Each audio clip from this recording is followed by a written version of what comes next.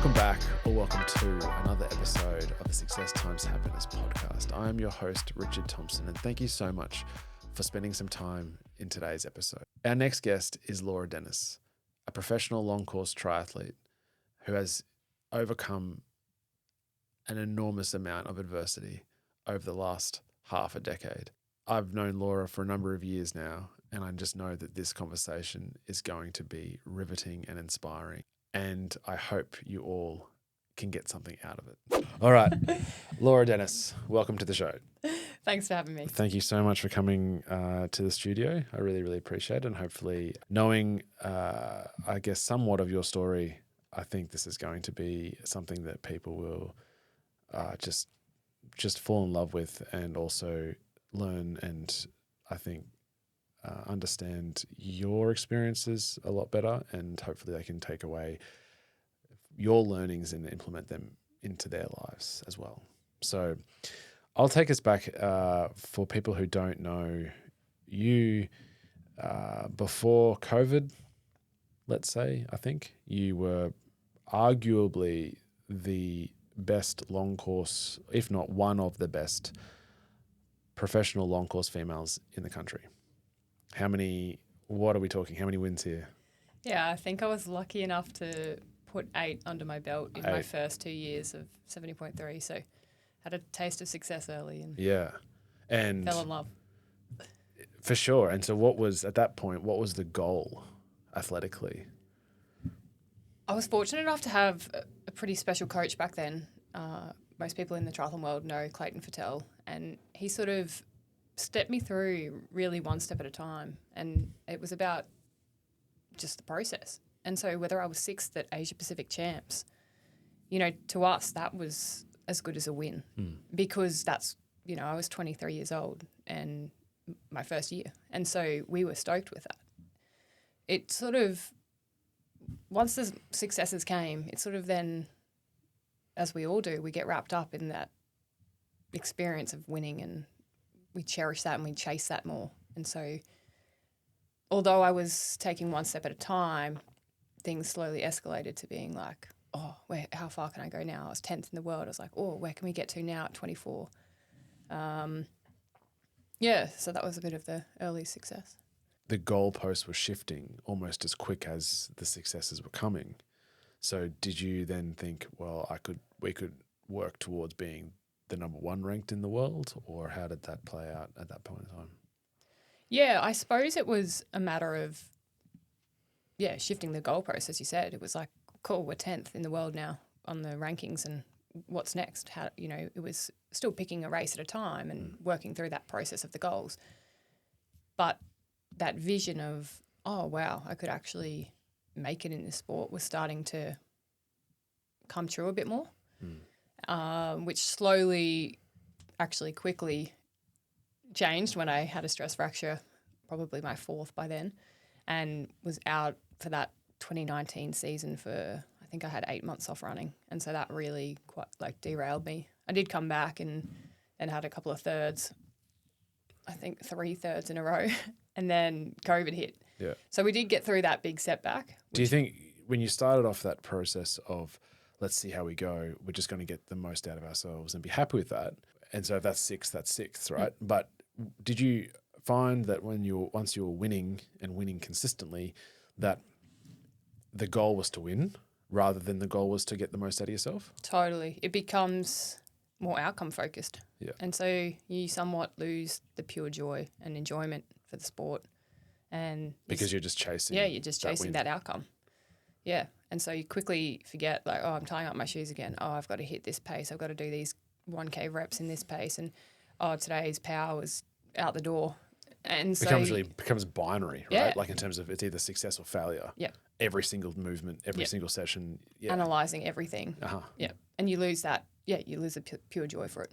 Yeah. And I think that joy would come from a place of, let's see what we can do with my body that turns up, that is here today, rather than I know that I need to hit this. And at least, I guess in talking from my experience, it's not just the data, but it's the perceived effort that that it should feel like. So you could hit the data, but if it felt harder than it should, analyze it. It's shit. Yeah. Like, the numbers are good, but God, I worked really hard for that, Yeah. much harder than I probably should have. Yeah. Therefore, it's clouded. Yeah. And it's not, oh, that was fun. It almost becomes a drag then. Every session, if you don't hit what you wanted to or what you were expected to. The best case scenario is I'm just satisfied with that. That's it. That's the best case scenario for a session. Yeah. Rather than, holy, that was awesome. That I was able to run that quick or ride that hard. But it was, that was as expected. And, or it's as expected, or there's 15 different opportunities for it to fail, or a way to look at it as not a great session. Or if it was a great session, it was just as I expected it. Yeah. It was never outperforming yourself. Never. It never will be. We'll never be satisfied. But that's the human race, right? Sure. We're never just happy with where we are. We always want more. Yeah, and that's why I sort of touched on the idea of, your rise to success in the sport before COVID was like, it's very challenging to go, holy shit, I'm winning races here, professional races. I'm so young age-wise, but also so young in the sport. I sort of didn't really take it for granted either. I was so wrapped up in the joy of it and just the process of getting better and seeing what my body could do that I didn't really get an ego about it at that point. I think it was more after my first sort of big injury where I was off running for 8 months and then trying to come back to the level that I was. And as I said, and as you've said, at 23, 24, in my first few years, tasting that success, but then realising this is a long game. I'm still 12, 15 years younger than some of the professional women. But I couldn't see that realistically. I couldn't see it for what it was in that moment. Sure. Looking back, it makes sense. Just hold your horse. There's time. Yeah. But yeah, tasting success and then having it sort of stripped away pretty quick, open your eyes. Generally, people just don't have that long-term view of anything. No. They want quick fix. Instant gratification. And then it really tests you when you are out on the sideline for 8 months and to go, actually, this is a 15-year, 20-year process. Yeah. And that's where comparison comes in and you're watching everyone else succeed. You're like, why do they get to succeed? Why am I stuck here? For sure.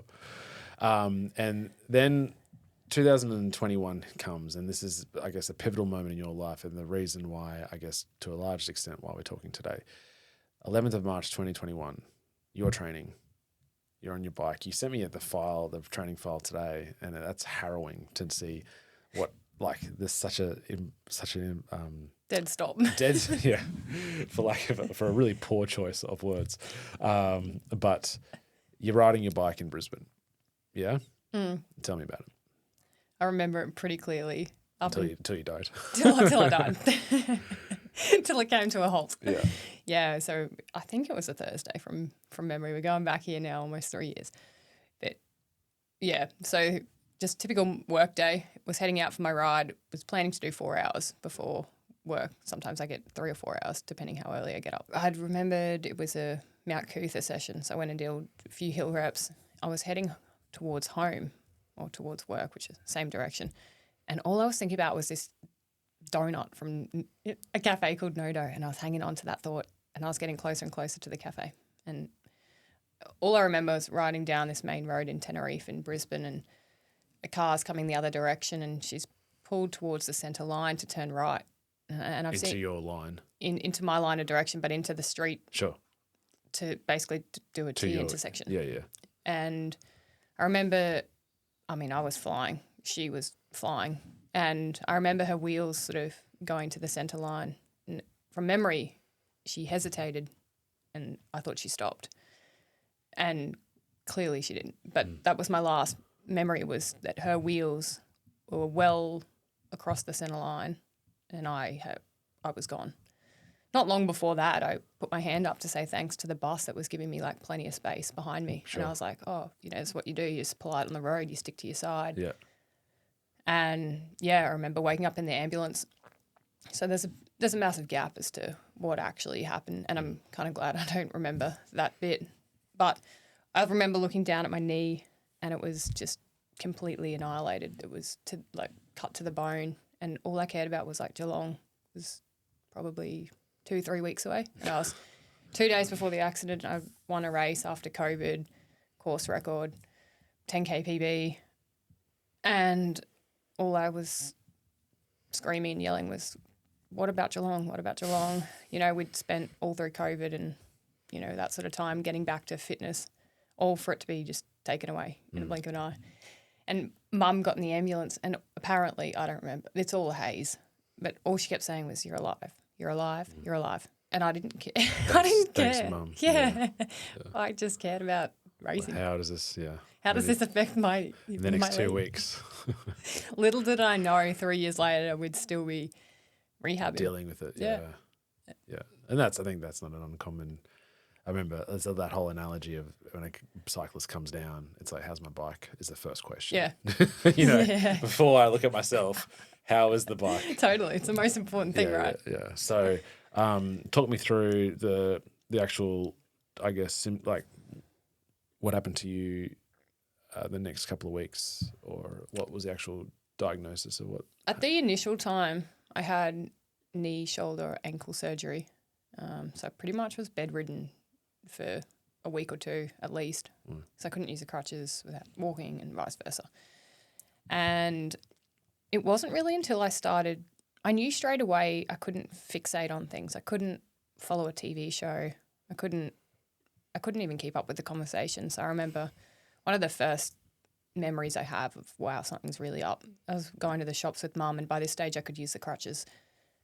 And we were just going to Woolies, and we're sitting in the car, and she's saying, sentences to me, and I'd hear the first 2 words, and it'd be this massive space bar and a blank. And I'd go, she'd look at me to answer, and I'm like, what did you just say? Like, I've missed the whole sentence, but I'm listening, but it's not processing, it's not sticking. And I was like, wow, this is odd. And then we walk into the shops, and, the busyness of the aisles and all the products, the lights, everything was like a haze. And I was like, wow, this is so, something's not right. Was it like the feeling of being drunk, or how would you describe that to someone who doesn't experience it, the haze?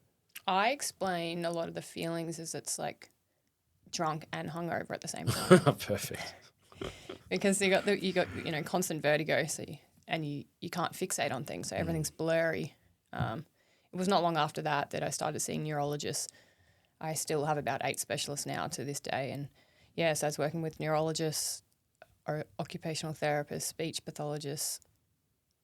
I found out I had 20% vision in my right eye, which has been a long journey. The left eye both the eyes were bad, but somehow, I guess the neuroplasticity of the brain has allowed the left eye to become more dominant. And so typically I look out my left eye. So if I'm sitting here looking at you, I'm really using my left eye. Right. You could wave something in front of the right eye and it won't react. Okay. So over time we started piecing together all these different things in terms of speech and vision and all the different things that come with a brain injury. When were you able to start moving physically? Once I could walk, I got off the crutches, I could start moving my shoulder, all that sort of stuff. I could, walk around. I was so fixated and focused on bending my knee to 90 degrees or further so that I could get on the bike. I remember standing in my bedroom day after day going, is there enough range there? Can I pedal a full circle yet? And no. Can't do it. No. All of a sudden got to this point where my knee could, spin. So I think it was not long after that we went to Noosa for a holiday, and, besides my head being as bad as it was, I was adamant I was taking my bike and my wind trainer. So we took that on. I was probably only 6 to 8 weeks post-injury. Right. And we took my bike and wind trainer to Noosa on holidays, and every day I was sitting on the balcony, dizzy, everything's spinning, all the, brain symptoms going on. But I was still on the wind trainer. And I was Why do you think that I is? can move. Why do you think you were so driven to, was it the desire to get back quickly, or was it? I think at that point it was. It was. I didn't realise the full extent. I didn't for a long time realise the full extent of this head injury and what the consequences meant. In that initial, 8 weeks, I still hadn't accepted it. Probably didn't accept it for 12 to 18 months, to be honest. So at that point, yeah, it was a hurry to get back to race, to get back to doing what I love. Once the knee's ready, yeah, fine. I can ride, I can train again. Let's go. You know, I was running 100 mile an hour in my head, going through every process as to how to get back as quick as possible. Yeah. When was the turning point of going, actually, this brain injury as a result of the accident is something that I need to accept, or at least I need to give presence to, because it's going to impact me? Where was the turning point there for you? The turning point, I don't think there was one. Okay. I think it just happened over time, right. And that time was a long, long time. There were a few pivotal moments where, let's say I went back to work for the first time at 8 weeks, same thing, when I could fit my knee under a desk and bend it. I was like, cool, I can sit in a chair, I can go back to work. That was a day that will never leave my memory. And I remember walking into the office, walked up to my desk, sat down, looking at a Word document. I kid you not, I probably spent 2 hours staring at the same document and the same sentences. That's what all lawyers do, don't they? They do, and they just charge a fortune. Yeah. But yes, it's certainly as a lawyer, you're required to read. There's a lot of grey matter that's needed. I couldn't even read the first sentence. Yeah, right. So I called my boss downstairs and I was like, "Look, I can't read." I tried a couple of times over the course of a few months. No, okay, we're going. Centrelink, let's go. That was an eye opener.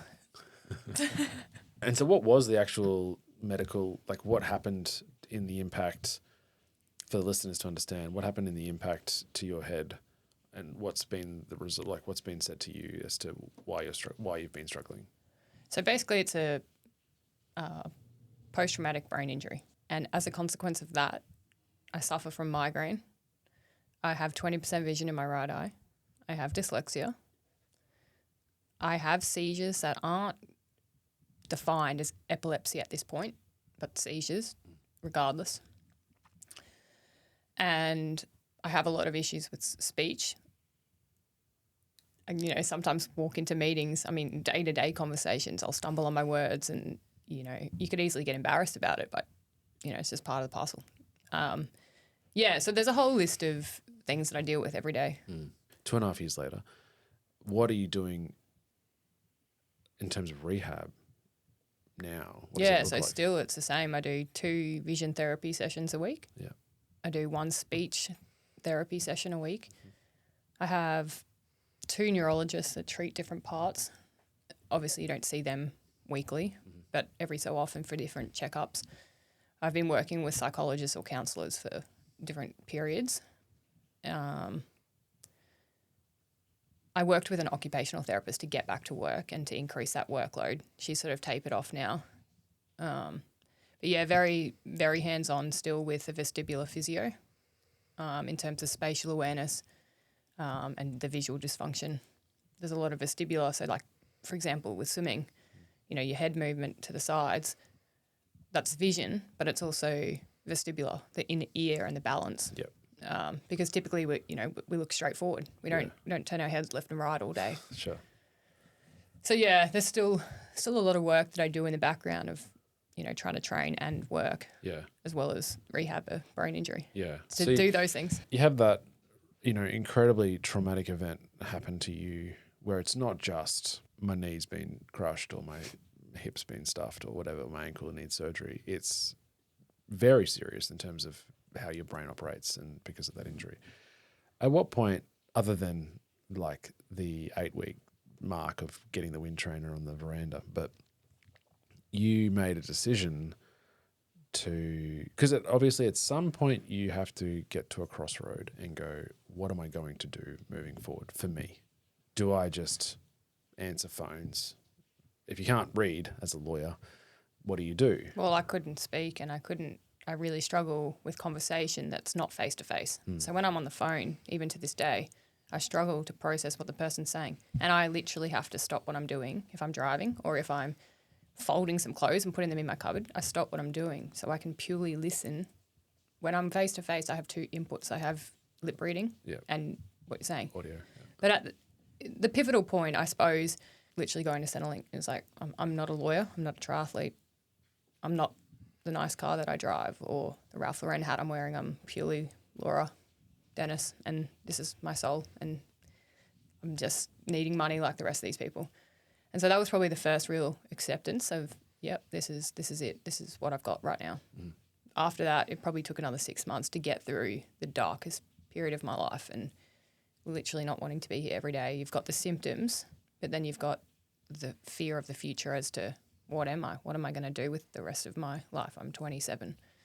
And so that was a horrible time. But at some point, and I say now to this day, like for 6 months it felt dark and cloudy and raining. And one day the sun came out metaphorically, but that's what it felt like. And it was that time, and I guess it happened over a period of weeks or months. But at that moment, I was like, you know what? This is what I have. Let's pursue what I've got. And so with all the symptoms going on, I accepted I might not ever work as a lawyer. I might not ever race. I might not ever train to the ability I used to. But I'm still here, and let's work with what I've got. And that was a defining moment of I have a second chance. You've said it is in this messy period where new growth begins, allowing yourself the freedom and comfort to acknowledge that this is exactly where you're meant to be. Is that period of time where you're thinking all of these events, have come my way because that's what I want? That's exactly where I need to be?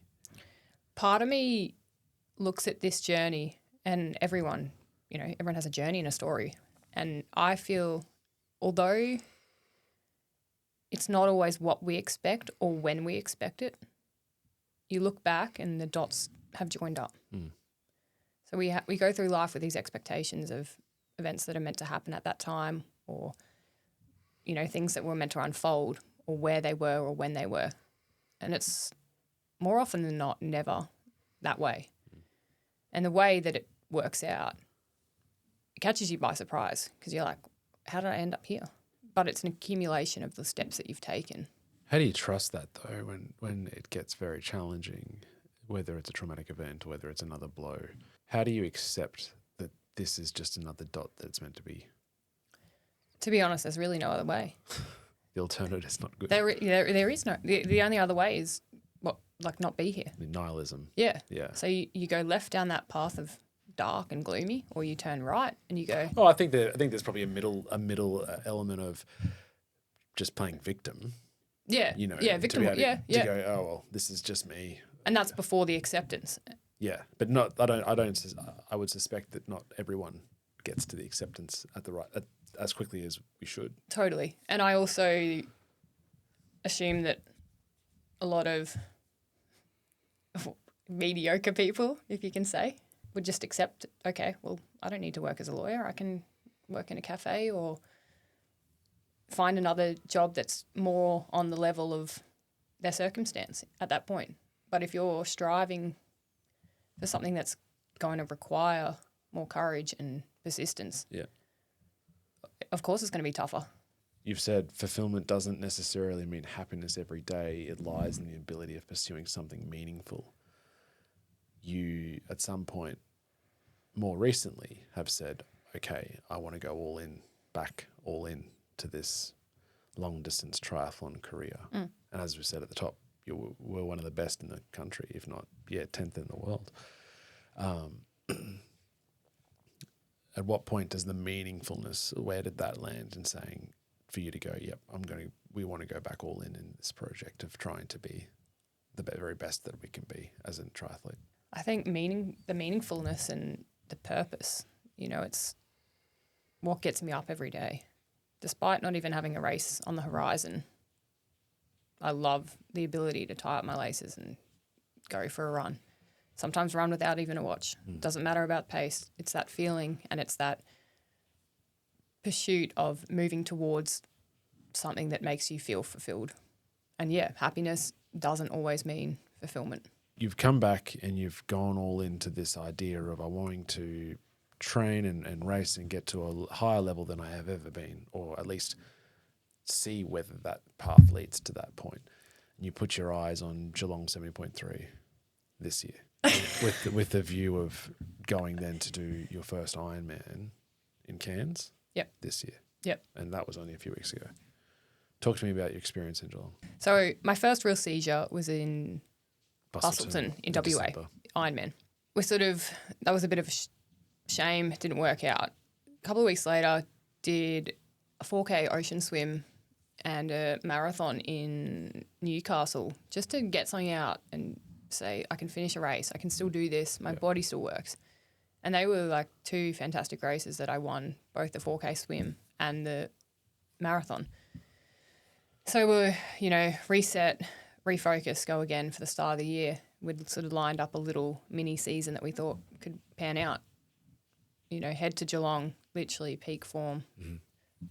Couldn't ask for more. Everything in training would suggest you're back to your pre-COVID. Yeah, I mean, to be honest, data. for the last, even since December, I've been the fittest I've ever been. It's gone peak to peak to peak, and unfortunately, the brain's just not keeping up right now. Anyway, we head to Geelong, fit as a fiddle. Was wearing a neoprene swim cap. Gun goes off, fantastic start. It's probably 500 metres to go in the swim. And I remember turning one of the last boys and I was like, wow, I'm still in the lead. I'm still here. I've still got this. Honestly, there's a gap missing and I was drowning. I couldn't tread water. I could not even lift a muscle. I would muster up enough courage about 3 times to... You're having a seizure in the water. Yeah, had a seizure in the water. Mustered up enough energy to pop my head out 3 times. Eventually the rubber ducky swings by. But there's that gap missing. I'm leading, turning the buoy, I'm leading. And then literally I'm drowning. So there's a gap, unconscious gap. But then when I came conscious, I was drowning. And yeah, that was the end. We obviously from that moment knew that cold water was a big trigger. That was twice now. Yeah. Anyway, had a dark couple of days. And I was like, you know what? We'll be back. There's another chance. We'll be back. This is not over.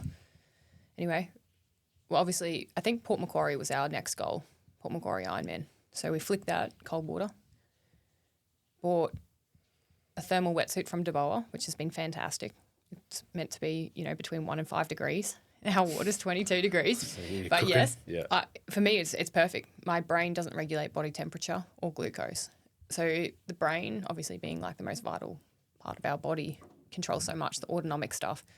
And so with the temperature, we had lined up everything. We'd, Vaseline on my neck, swim cap, neoprene cap, another swim cap, thermal wetsuit. We're perfect. Swimming up and down, at Currumbin. We're like, yep, that's good. We're good. Anyway, line up for Cairns. Again, fittest I've ever been. Ran a 10K PB a couple of weeks before on a training run, 34:45, and couldn't ask for more. So this is an Ironman and qualifier for the World Championships as well. So yeah, ever since I started the sport, as a little kid, Kona's been my dream. Yeah, but your data suggests you're fitter than you were back in 19 when you were at your peak. Oh, well above. Yeah. Well above where I've ever been, across all 3. Mm-hmm. So yeah, I went in and it's not even, I don't go into a race these days like going to win. It's what can I get out of my body? Mm-hmm. Knowing what I do in training. Let's put it out there. Emulate that. Yeah, it's not about measuring up against anyone else. It's measuring up against me. Whether I won that race or, was 5th and whatever, I would do my best and that's all that mattered. And anyway, again, the gun goes off probably about a K in. I was still, in the front. And all of a sudden, well, not really all of a sudden because it's how it is all the time, but swimming is still one of the biggest things. I just don't think I had fully accepted that part or I thought that I could make it through. So some races are different in terms of like the clarity of the water. You can see the bottom, it's clear. You've got other things to fixate on. Whereas Cairns, it was choppy, it was murky, there was people everywhere. And so I may as well have swum with a blindfold on. Like I couldn't see anything. And it got to a point where I was like, I'm either going to have a seizure or something could potentially go really wrong.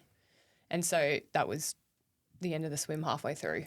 And that was my day done. That was Kona gone for this year.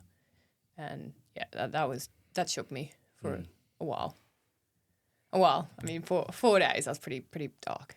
was it your mind that's taken over to protect you from that experience in Geelong? Or? No, it was actually like physically the vision. So with this right eye only having 20% vision, your brain can't see anything. Like, so I was getting slower and slower and slower because the brain couldn't keep up, which then elevates the heart rate, which then your muscles start to go weak. The brain, controls everything. And so I couldn't see at all. I was just like turning my head and breathing and stroke after stroke just to keep going. Mm. And it was tough. Like, it was a very tough decision to go, I'm out here. But I'm out. That, like, physically, yeah. So you get out of that 4-day slump, and where does your brain then go? Because you've obviously, withdrawing from a race is nothing in the grand scheme of things relative to what you've overcome. So once you've gotten over the disappointment of that result, how do you see what happens internally in terms of seeing that sun, the metaphoric sun? I think it was a lot harder this time round because we have tried for so long to make it work, and that part of me was adamant that this was my reality and that this triathlon dream was over. At this point anyway. This has been my life for 10 years, and I was struggling to accept that, hey, I might not ever successfully do a swim race again, a swim portion of the race again. And I think that's where I spiraled. It wasn't so much about not finishing Cairns or not going to Kona this year. I think it was more the bigger picture of like, this is over. Every day once I got home, I tied up my laces, went out, run along the beach, watching the sunrise. And for me, that's all I needed. Every day taking that action. I didn't feel good every day, but I still showed up every day because I know that's how I move forward, and taking that action and showing up. And so over time, and, by the following weekend, I was smiling, I was laughing, I was, back. Life wasn't so bad. I live in a beautiful, beautiful spot, and I have 4 limbs at work. And every day I wake up, I'm still grateful for my 4 limbs. I look at them and I'm like, wow, I can go and do what I want. I may not race successfully right now. I can still go out and ride my bike, go for a run. Yeah. So I quickly realised that life isn't over again. You've said also that the outcome is merely the passing and the success is only our perception of that. How does your perception of success, how has that changed from Laura Dennis pre-accident to now? Pre-accident, Laura, she was pretty self-focused.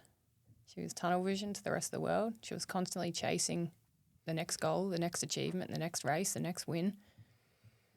Barely had time to say hi to the person at the cafe. I was looking previously through uni transcripts and sponsorship proposals, race results, all the sort of achievements that I needed to pass over to someone. And, part of me didn't even remember half the things that I did or achieved. I'm like, sure, I was only 24 at the time, but the list I still didn't even recognise. I was like, oh, Giant, I forget being sponsored by them.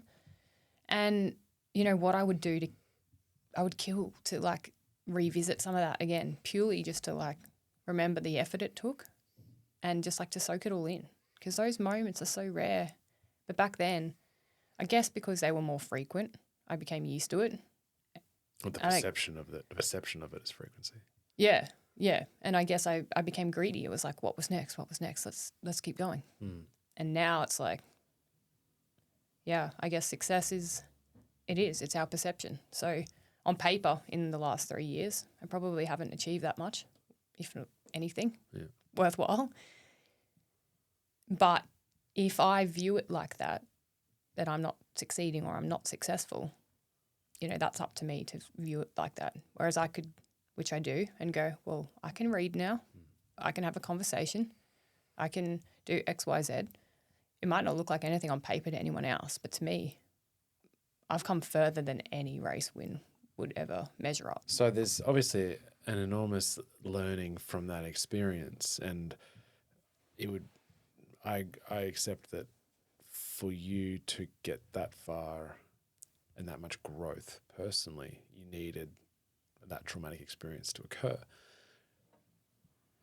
Ideally, people who are listening, or anyone in general, would like. There's so many learnings to happen, and hopefully, none of us have to experience such traumatic events to learn. So, what is your advice to, let's say, Laura in 2018? What are you telling your younger self? Firstly, that you don't have to have it all figured out. You don't have to know your next steps. You don't have to have finished your degree, by the time everyone else does. And there's no cookie cutter. That also, things can work out if you persist. Patience, that's probably the biggest word that's in my vocabulary now. But previous me wouldn't have a clue what patience meant.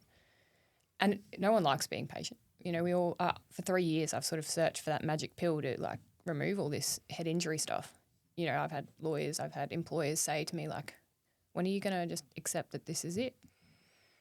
It's no, there's more to it. I know you said to me, after Cairns, even people close to you have said, surely this is it. Surely you can just accept the fact that, accept your fate almost. Now, that's not necessarily that's not you, but where are you a few weeks now after Cairns? Where are you positioned? Where does your future look like? Yeah, you're right. A handful of people over 2 weeks have said, when are you going to stop? When are you going to accept? And, part of me goes, okay, well, there's no triathlons planned for the next 6 months. That's okay. That's a given. But I haven't let go of the idea. There's so much more work to be done. I've seen the brain change in 3 years. I've seen it firsthand. I've gone, wow, I can do that. I couldn't even keep up with a game of or a movie. I couldn't process the storyline.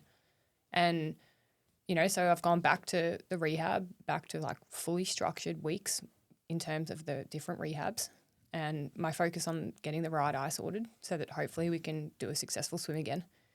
But in the meantime, my focus is on other things, still exercising because that's what I'll always do.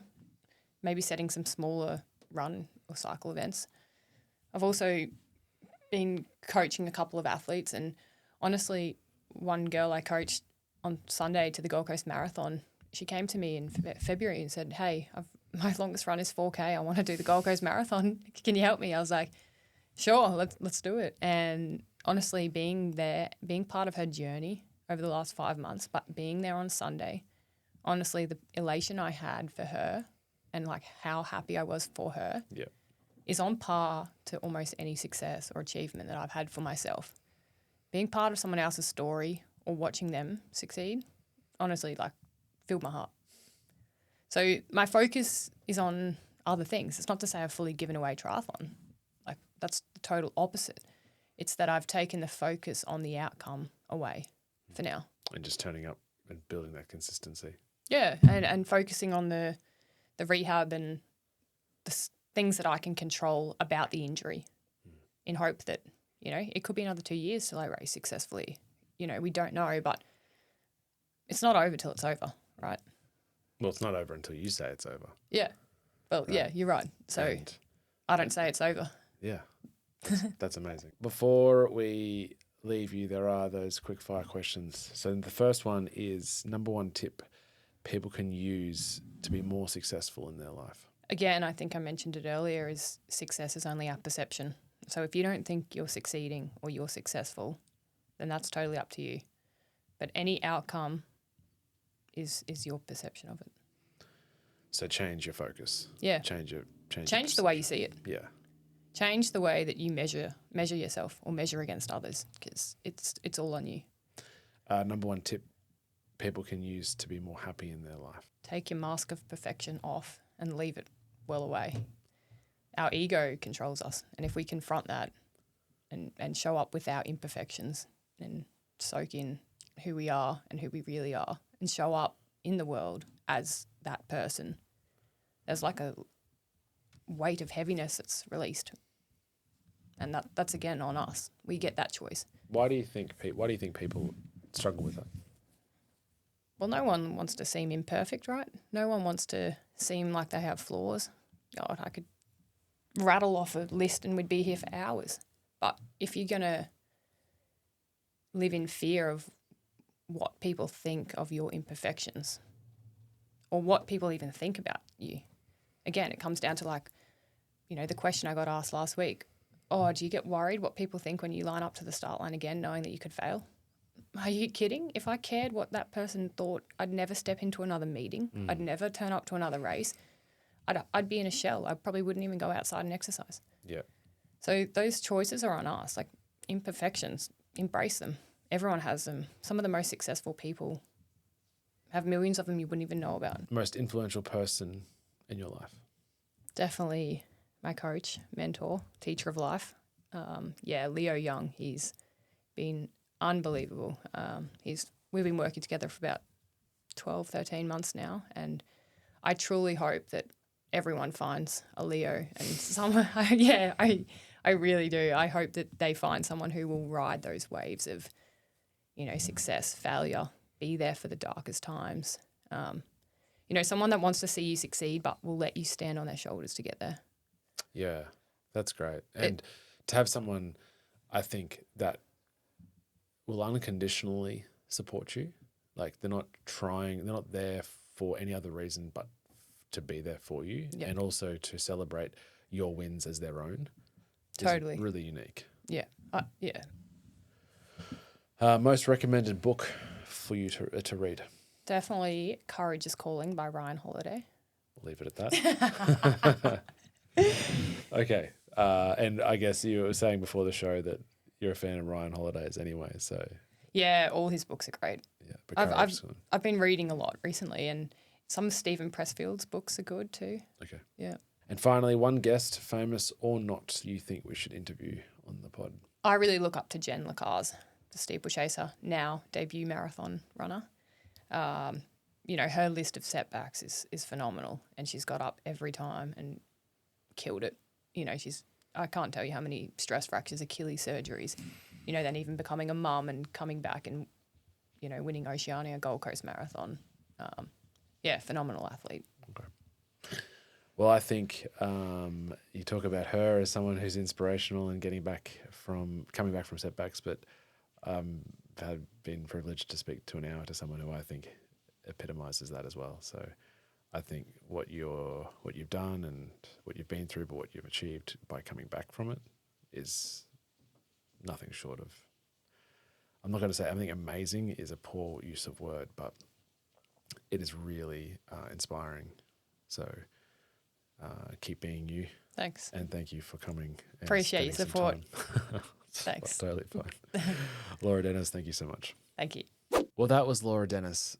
Such an inspiring journey from such a young athlete to have gone through the highs of early success in her sport to having such a traumatic event like she experienced, to then have to deal with ongoing challenges with respect to her brain and how it all works, to also then be able to redefine what success means for her and go after those goals despite what she's gone through, and still come up against adversity and still look forward and want to achieve. It's an amazing story. So I really hope you enjoyed it. I hope you got something out of it, took some lessons from it to implement in your own life. And a lot of thanks to Laura for getting up here and spending some time in the studio. So please let me know what you thought of it.